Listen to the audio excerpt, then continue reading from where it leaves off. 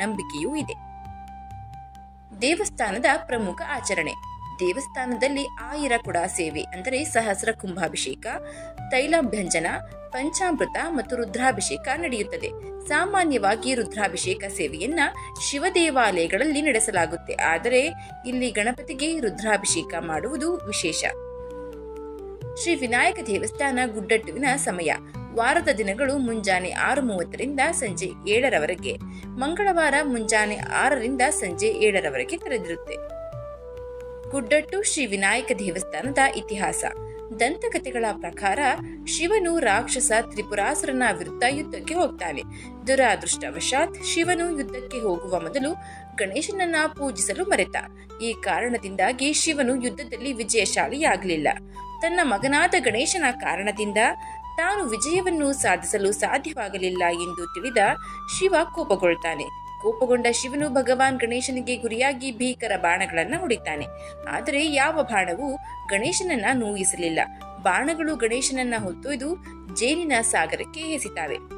ಗಣಪತಿಯು ಜೇನುತುಪ್ಪವನ್ನ ತುಂಬಾ ಇಷ್ಟಪಡುವ ಕಾರಣದಿಂದ ಸಾಗರವನ್ನ ಸಂಪೂರ್ಣ ಖಾಲಿ ಮಾಡ್ತಾನೆ ಕುಡಿದು.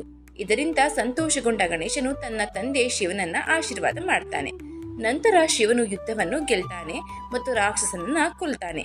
ಜೇನುತುಪ್ಪದ ಅತಿಯಾದ ಸೇವನೆಯು ಗಣಪತಿಯಲ್ಲಿ ಉರಿಯುವ ಸಂವೇದನೆಯನ್ನ ಉಂಟು ಮಾಡುತ್ತೆ. ಅವನು ನೋವಿನಿಂದ ನರಳಲು ಪ್ರಾರಂಭಿಸ್ತಾನೆ. ಶಿವನು ತನ್ನ ಮಗನ ಮೇಲೆ ಕರುಣೆ ತೋರ್ತಾನೆ. ಪವಿತ್ರ ನರಸಿಂಹ ತೀರ್ಥದ ಪಕ್ಕದ ಕೊಳದಲ್ಲಿ ಗಣೇಶನು ನೆಲೆಯಾಗುವಂತೆ ಆಶೀರ್ವಾದ ಮಾಡ್ತಾನೆ. ನಂತರ ಗಣೇಶನು ಬೃಹತ್ ಬಂಡೆಯಲ್ಲಿರುವ ಕೊಳವನ್ನ ತನ್ನ ಮನೆಯನ್ನಾಗಿ ಮಾಡಿಕೊಳ್ತಾನೆ. ಶ್ರೀ ವಿನಾಯಕ ದೇವಸ್ಥಾನ ಗುಡ್ಡಟ್ಟು ವಿಶೇಷತೆ. ಗಣೇಶನಿಗೆ ಸಮರ್ಪಿತವಾಗಿರುವ ಈ ವಿಶಿಷ್ಟವಾದ ದೇವಾಲಯವು ಒಂದು ರೀತಿಯ ನೈಸರ್ಗಿಕ ವಿಸ್ಮಯವಾಗಿದ್ದು ಅದರಿಂದ ಪೌರಾಣಿಕ ದಂತಕಥೆಯನ್ನು ಹೊಂದಿದೆ.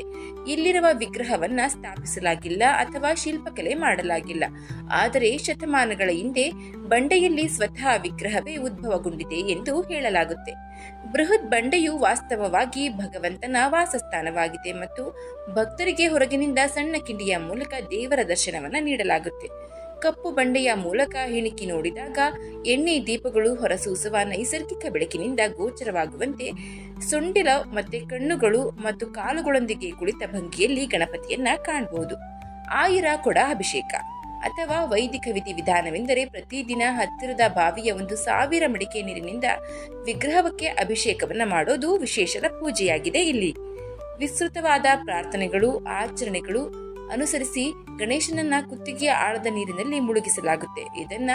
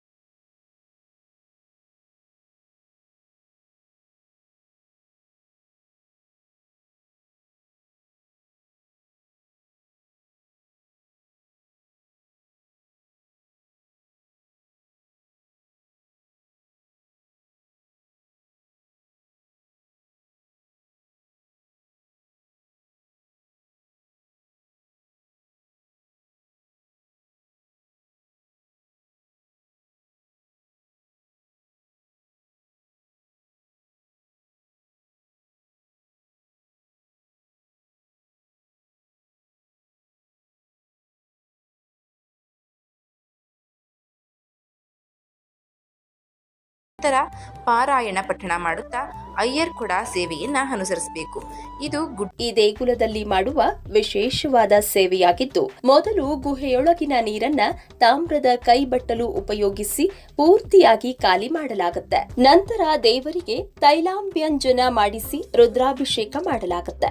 ಆಮೇಲೆ ಅಭಿಷೇಕದ ನೀರನ್ನ ಹೊರತೆಗೆದು ಪುನಃ ದೇವರಿಗೆ ಅಲಂಕಾರ, ನೈವೇದ್ಯ, ಪವಮಾನ ಮಂತ್ರ ಪಠಿಸಿ ದೇವರಿಗೆ ಪೂಜೆ ಮಾಡಲಾಗುತ್ತೆ.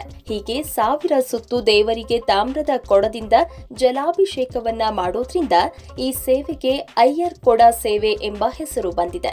ಇನ್ನು ಇಲ್ಲಿಗೆ ಬಂದು ಅಕ್ಕಿ ಕಡುಬು ಸೇವೆ ಮಾಡಿಸೋದ್ರಿಂದ ಮನಸ್ಸಿನ ಎಲ್ಲಾ ಅಭೀಷ್ಟೆಗಳು ಶೀಘ್ರವಾಗಿ ನೆರವೇರುವಂತೆ ವರವನ್ನ ನೀಡ್ತಾನೆ ಈ ವಿನಾಯಕ ದೇವರು.